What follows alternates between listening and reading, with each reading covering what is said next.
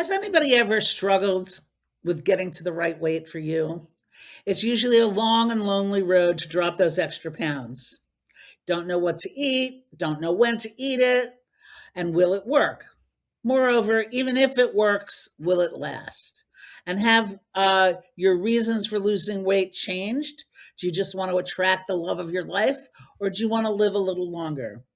For almost 20 years, Adam Gilbert and his team at My Body Tutor have been solving the problems that plague most people who try to take off weight and keep it off. How did they do it? That's what Adam Gilbert is here to tell us today. Why are we talking about losing weight and keeping it off on Decluttering 55 Plus with Michelle Passoff podcast?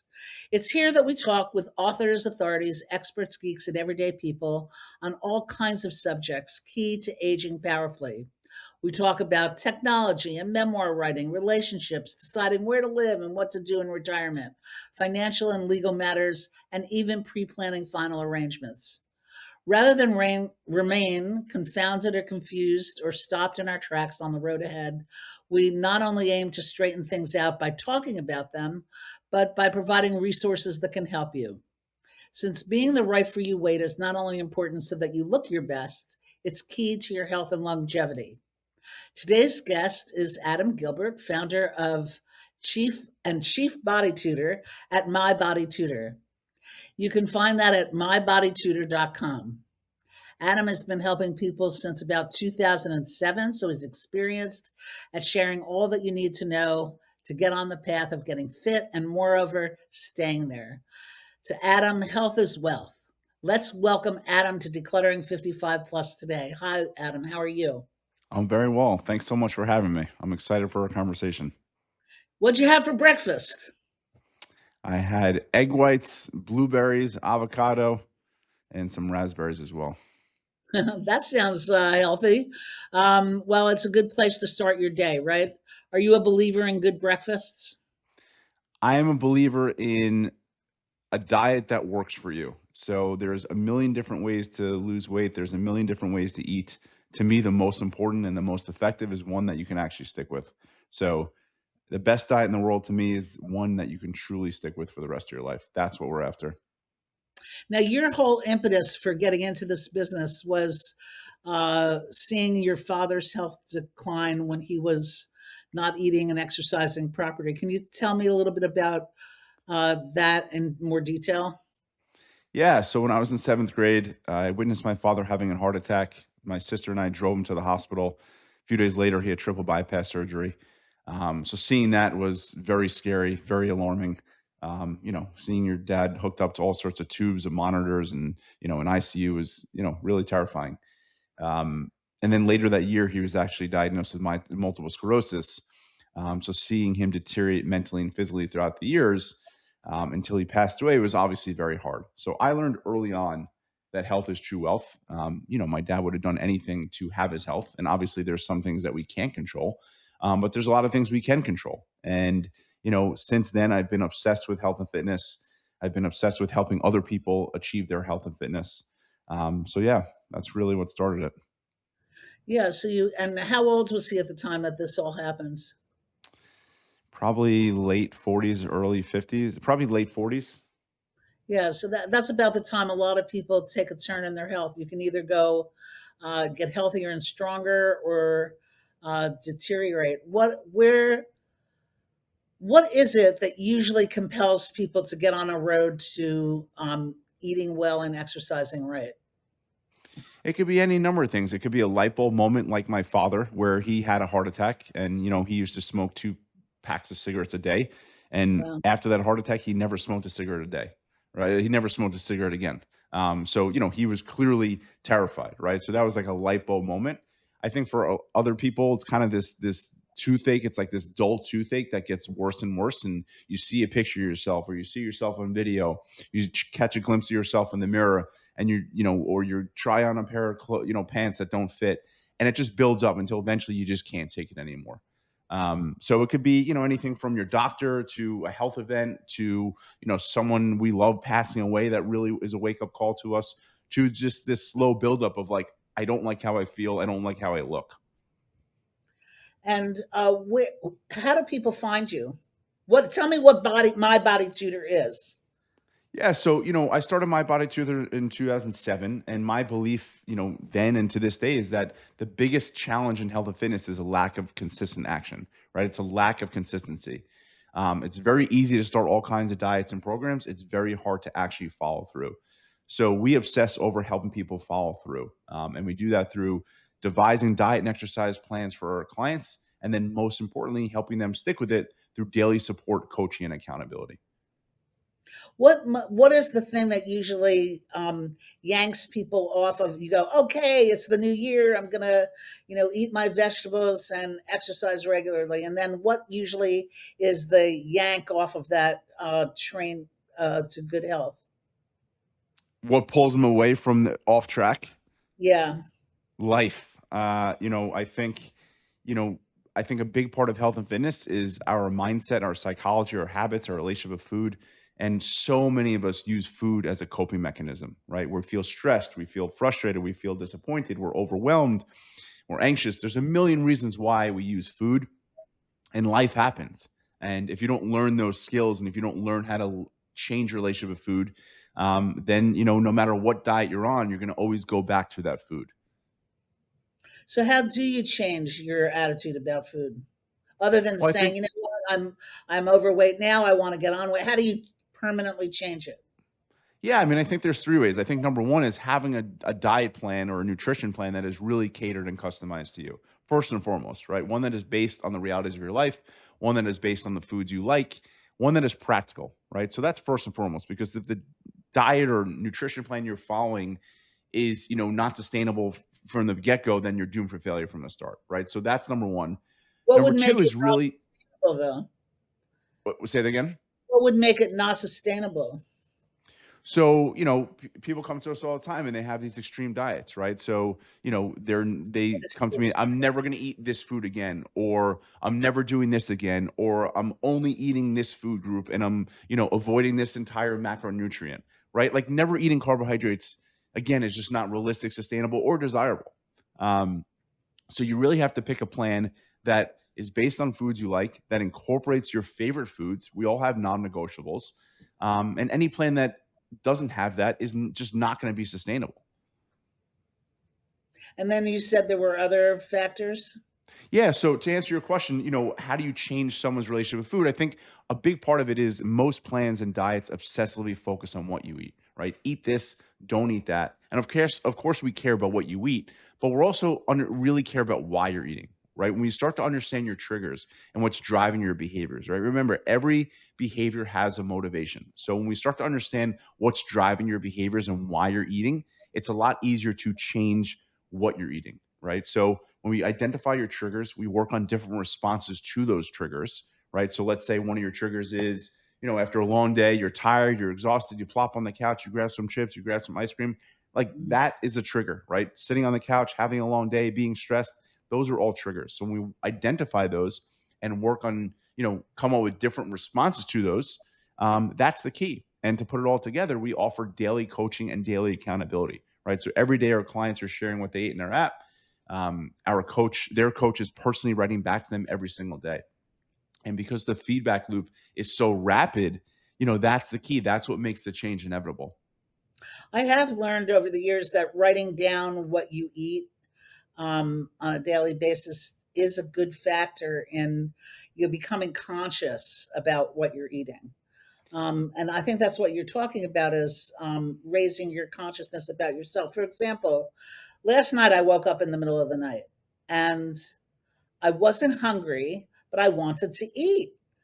And I was really trying to figure out, based on the conversations I've had with you, is why did I want to eat when I wasn't hungry? Yeah. And I don't know. I have to really think about that. I don't know what that was. How do Yeah. you So just first, we can dig into that if you want. I mean, just to address your point, no doubt, writing down what you're eating raises awareness, right? Awareness leads to better decisions. Better decisions leads to better outcomes. Often though, when there's no one else there, it's very easy to stop that practice of writing down what we're eating, right? No one knows if we write down what we ate or not. But that's the first step. So But your tutor, in other words, will be there for you, making sure you write those things down. exactly. And if you don't, they're going to reach out to you, right? It's all about that accountability. When someone expects you to do something and you don't, I mean, that is accountability, right? When you're letting someone down, when someone cares about what you're doing, that makes all the difference.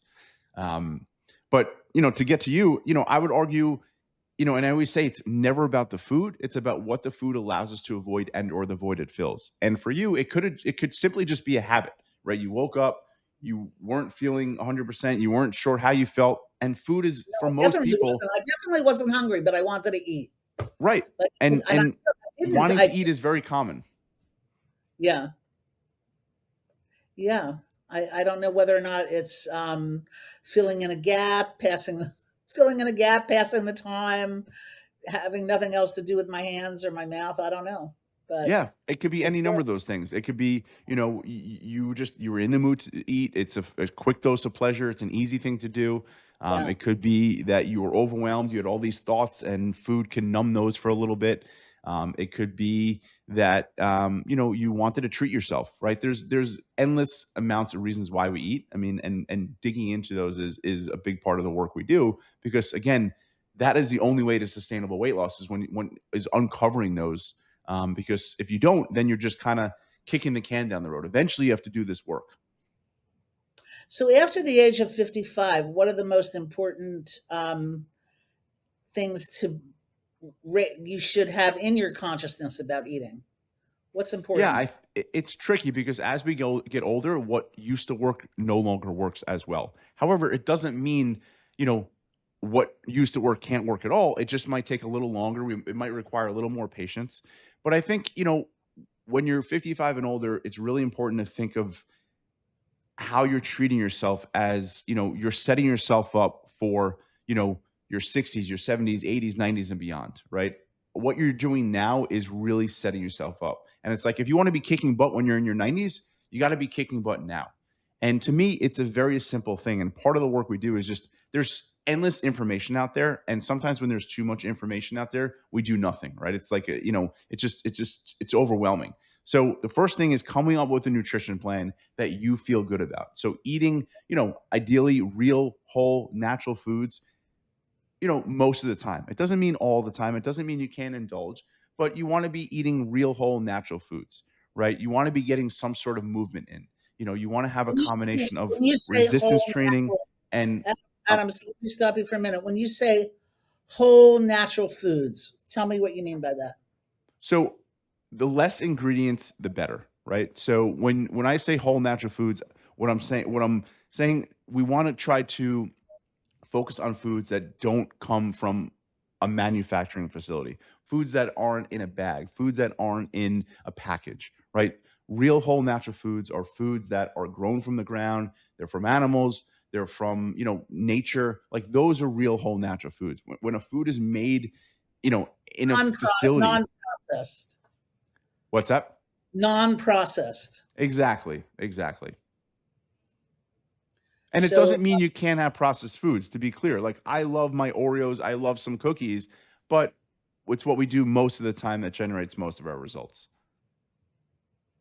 yeah, once I start on Oreos and cookies, then I don't stop. So I'm in a practice right now where I'm just cutting out the sweets. Period. Yes. So Trying you not bring up a very good point, which many foods, especially foods that are from, processed foods, are hyper palatable, right? It's the combination of sugar, salt, and fat that overrides our brain's ability to regulate itself, right? So, I don't know if you remember back in the day, the whole Lay's, potato chip commercial, bet you just can't eat one, right? That's not an accident. That's by design. Those foods are literally engineered to be addicting. And it is not a personality flaw. It is not a characteristic defect. They're engineered to be addicting. This is my life's work. I've been doing this forever. When I start eating Oreos, it is very, very hard for me to stop. So it is actually easier for me to abstain Oh, and than it is for me to they're making moderate. them in the most unusual ways these days with different flavors and different things in the middle and putting it in ice creams. Yep. You can't get away from an Oreo. Yep. But Yep. get away from They it you must yeah. because sugar's not good for you. How do you know what's good for you and not good for you? Like there's so many diets out there. How do you How do you get the right for you diet? Well, I think a lot of it is common sense. I think unfortunately it's not common practice, right? So, there are some diets out there that say fruit is not good for you. Like that's crazy. Like you're not gaining weight from eating fruit, right? Fruit is, from the nature, like there's plenty of vitamins, there's plenty of nutrition in fruit, right? So to me, when it's natural, when it's not processed, I mean, that's typically going to be better for you. It's serving you in some way. There's some nutrition. There's either protein, there's fiber, there's complex carbohydrates in it. Like that's when you know if food is good for you, right? And it doesn't mean you can't eat food that's quote unquote bad for you, right? It's just to me, ideally, we want to eat food that makes us feel good, and food that makes us feel good before we eat it, during while we're eating it, and after, right? And often we might eat food that makes us feel, quote unquote good. Like Oreos are fun to eat, but afterward, we typically don't feel great after. Yeah, that would be a good telltale sign you don't feel great. See, I never feel bad after a piece of chocolate. That's my problem. Do you feel a difference between eating chocolate versus, say, a salad or vegetables? Any difference? Yeah, I feel more pleasure eating chocolate than I do a salad. Maybe Right. not. Maybe not in the results in the long term, but and that's another point is, if you're on the track to lose weight, which is Body Tutor provides you, you have to be patient, don't you? Yeah. I mean, patience plus Get there overnight, consistency. you can't recover overnight. Yeah. I mean, listen, exactly. You didn't gain the weight overnight. You're not going to lose the weight overnight. I mean, patience plus consistency is an unbeatable combination.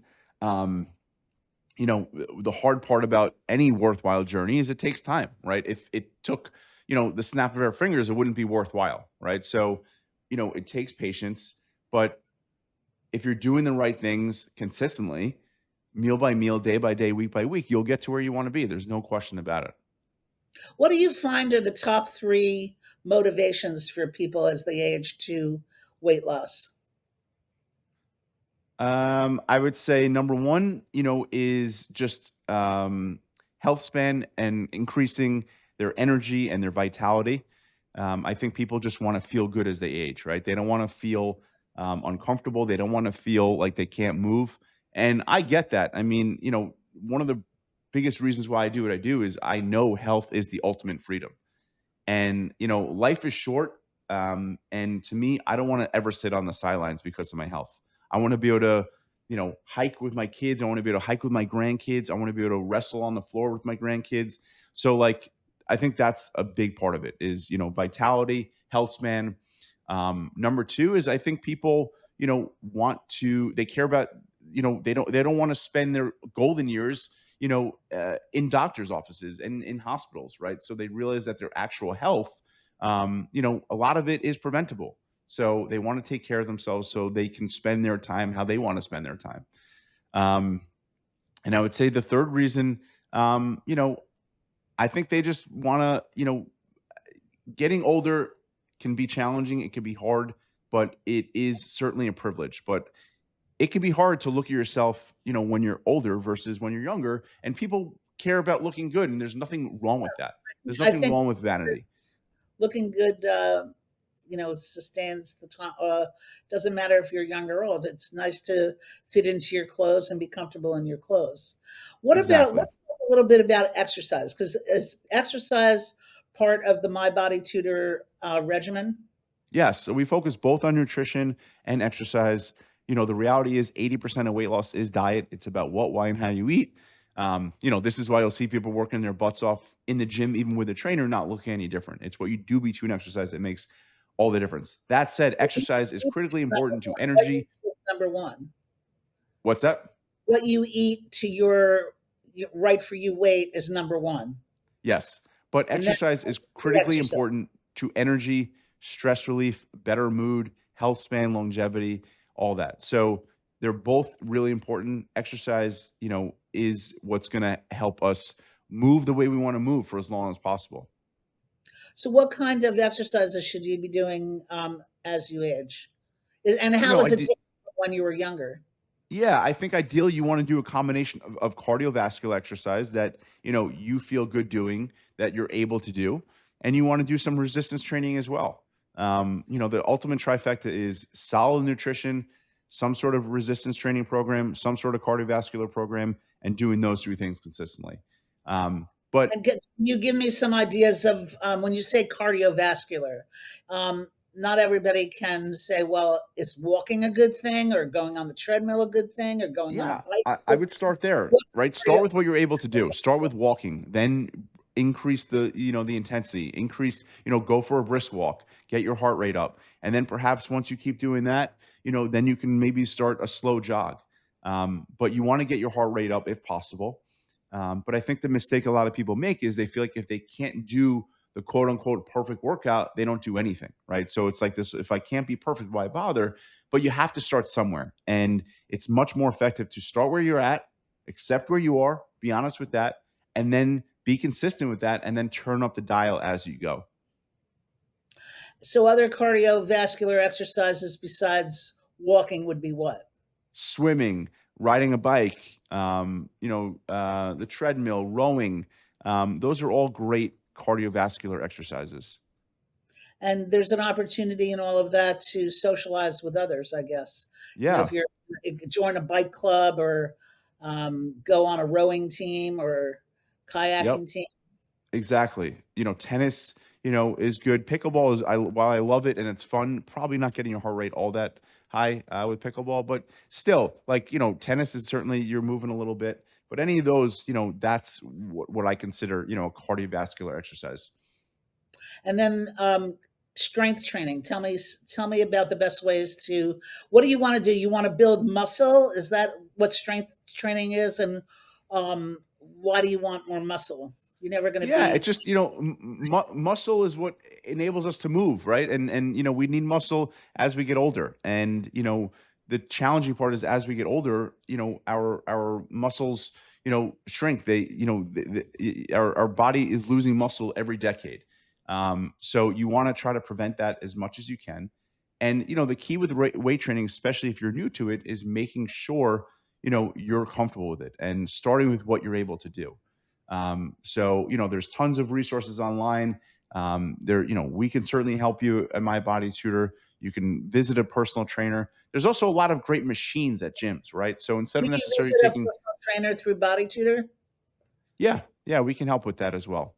Oh, wow. Um, So, but there's a lot of machines at the gym that, you can use where, you're not using free weights, which could be a little more challenging. But you're just pushing a machine, or you're lifting a machine, or you're curling a machine, or whatever it might be. And that kind of forces good form, which is really important as well, because you never want to overdo it. How often do you think you should exercise? I mean, ideally, you're getting some sort of movement, 5, 6 days a week, right? And when I say movement, going for a walk, but, resistance training 2 to 3 times a week, cardiovascular training 2 to 3 times a week. But truly, what's most important is that you're being consistent with something. I'd much rather someone who doesn't exercise, twice a week and actually do it than say they're going to exercise, 5 times a week and only exercise four, because there's something very powerful about doing what we say we're going to do. When we don't do what we say we're going to do, it's like this lead balloon hanging over our head. So, one of the things I love about what we do is, like, it builds confidence in you, right? When you realize you can do hard things, when you realize you can stick to your word, when you realize you can follow through, that cascades into every other aspect of your life. And health and fitness, I mean, is the ultimate. Like, when you conquer yourself, you feel like you can conquer the world. So to me, it's always start with what you're able to do and follow through with that. And then again, you can always turn up the dial. I just increased my, I thought I was so good because I work out with a personal trainer a couple times a week. And I was, in my mind, I was walking on my own outside of my personal trainings. But I discovered that it was in my mind. I wasn't actually scheduling those walks as I should and doing it as consistently. So I think, paying attention to what you think you're doing or should be doing and what you're actually doing is important. And it's amazing to me what a difference being consistent with the number of times I exercise a week, increasing it, did to how I felt strong and actually losing weight. So Yeah. Yeah, well There's said. I mean, there is a big difference between, actually doing it versus thinking we're doing it, just like there's a big difference between knowing what to do and actually doing it, right? There's a lot of people who feel like they know exactly how to eat, know exactly how to exercise, but they're not doing it, right? There's a reason we work with, doctors and nutritionists and, many weight loss coaches. We work with many best-selling diet book authors. Knowing what to do and actually doing it is very, very different. And that's what we obsess over, is making sure people are actually doing it.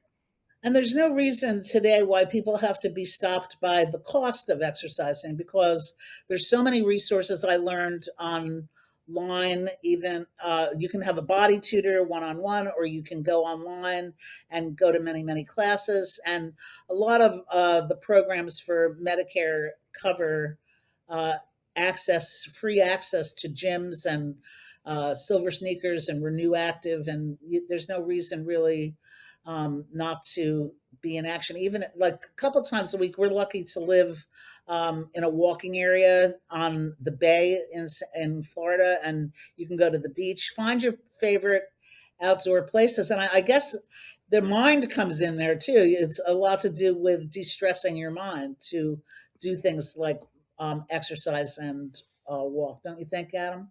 Totally. Rarely do we ever regret exercising, if ever, right? We always feel better. And, my go to always is a walk. I mean, when you're out in, nature, when you have a beautiful view and scenery, I mean, it's hard not to feel good after that. The hard part for many of us is just getting out there, that we need that initial oomph, right, to get started. And I think the best way, when you're feeling like that, is start small. Again, like, ask yourself, what's the least I can do without doing nothing? So instead of walking around for an hour, say I'm going to go for a 5-minute walk or a 10-minute walk, and do that consistently, then build up from there. But it's so much easier to act our way into a new way of thinking versus thinking our way into a new way of acting, right? What I mean by that is, like, if you just go out for a 5 or 10 minute walk, you're going to feel different in 5 or 10 minutes, right? Versus you can think all day long, how do I get motivated? How do I do this? Just One last tip I want from you, and then I've got to jump. But should your exercise sessions be a half hour, an hour? How many hours or minutes, or should you work out in a week, you think? I truly think the best length is how often is your is it can you stick to it? If you can work out for an hour and you enjoy it and you can do it consistently, great. If you could do if it's 30 minutes is all you got, that's all you're willing and able to do, great. And then, There is and then no builds from there. Yeah, there's no magic number. I think there's a lot of numbers out there, whether it's 10,000 steps or this or that, they're all kind of, these numbers that are arbitrary. Sure, the more is better, to a point. But again, consistency is what wins. And, like, if you're not mobile, if you're not exercising, if you're not eating the way you feel like you should be, start small. Like, don't let, perfect be the enemy of something, or good enough, or starting, Okay, really. so starting is always a good place when it comes to decluttering. So I'm going to have to wind down this conversation now, because that's all we have time for. Adam, I want to thank you for coming today to remind us that it's never too late to change our minds or to change our habits, and that you don't have to give us the result we want with our health and our bodies. It's so important to take care of yourself. So try out My Body Tutor and build the mental, emotional, physical strength you need to get out and stay healthy. Hop on over to mybodytutor.com right now and get the support that's so important. And then jump on over to decluttering55plus.com and click on the Let's Connect button to sign up for the news you can use about our podcast, seminars, or other activities that we're up to. If you haven't gotten a copy of Decluttering 55 Plus with Michelle Passoff, why not buy a copy for yourself? It's actually decluttering wisdoms to create a legacy, not a mess. It's an illustrated spiral book of messages to prompt you to take action, invigorate your life. Well, that does it for us now. So go out there and have a clutter-free day.